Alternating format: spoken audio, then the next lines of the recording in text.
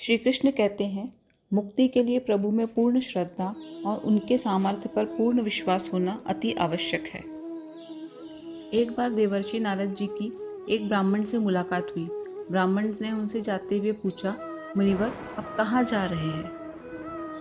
नारद जी ने कहा, बैकुंठ जा रहा हूँ, नारायण के दर्शन की इच्छा से। ब्राह्मण ने कहा, जब आपकी भगवान से मुलाकात होगी तब उनसे पूछिएगा कि मैं उनके धाम में कब आऊँगा। नारद जी उसे आश्वस्त कर आगे चल दिए। कुछ ही दूरी पर नारद जी को एक मोची मिला, जो कि एक बरगद के पेड़ के नीचे बैठकर जूते सिल रहा था। बातों ही बातों में उसने भी नारद जी से वही बात पूछी जो ब्राह्मण ने पूछी थी, तो नारद जी उसे भी आश्वासन देकर बैकुंठ की ओर बढ़ गए। नारद जी जब बैकुंठ लोक पहुंचे तो नारद जी ने भगवान नारायण से उन दोनों के बारे में पूछा। भगवान नारायण ने कहा, वो मोची तो इसी जन्म में मेरे पास आ जाएगा, किंतु उस ब्राह्मण को भी बहुत जन्म लेने पड़ेंगे। नारद जी ने हैरानी से कहा, मैं इस बात का रहस्य नहीं समझा। ब्राह्मण तो नित्य आपकी पूजा अर्चना में लगा रहता है, कथा प्रवचन सत्संग आदि करता है।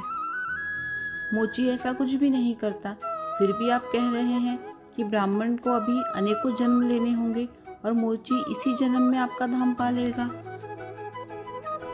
भगवान मुस्कुराए और बोले, जब आप उनसे मिलेंगे तो उनको कहिएगा, जब मैं भगवान के दर्शन को पहुंचा उस समय वे सुई के छेद में से हाथी को निकालने में व्यस्त थे। कथन का अर्थ आपको वहीं समझ में आ जाएगा।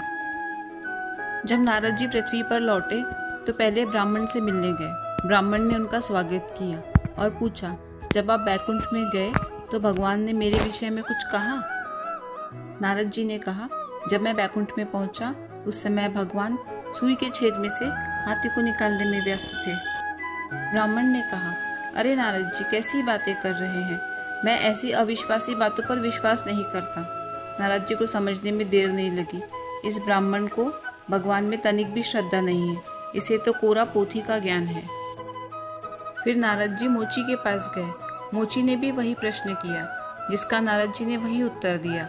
भगवान सुई के छेद में से हाथी को निकालने में व्यस्त थे। यह सुनते ही जोर जोर से रोने लगा। उसकी आंखों में आंसू आ गए और वह बोला, हे मेरे प्रभु, आप कितने विचित्र हैं, आपकी लीला अपरंपार है। आप सब कुछ कर सकते हैं, आपके लिए कुछ भी असंभव नहीं है। नारद जी ने पूछा, क्या आपको विश्वास है कि भगवान सुई के छेद में से हाथी निकाल सकते हैं? मोची ने कहा, क्यों नहीं, मुझे पूरा विश्वास है। आप देख रहे हैं ना कि मैं इस बरगद के पेड़ के नीचे रोज बैठता हूँ और उससे नित्य अनेक फल गिरते हैं। उन फलों के हर बीज में इस बड़े वृक्ष की तरह ही एक बरगद का वृक्ष समाया हुआ है। यदि एक छोटे से बीज के भीतर से प्रभु इतना बड़ा वृक्ष निकाल सकते हैं, फिर उनके लिए एक सुई के छेद से हाथी को निकालना कोई असंभव कार्य कैसे हो सकता है? नारद जी को अपने प्रश्न का उत्तर मिल गया। सारांश,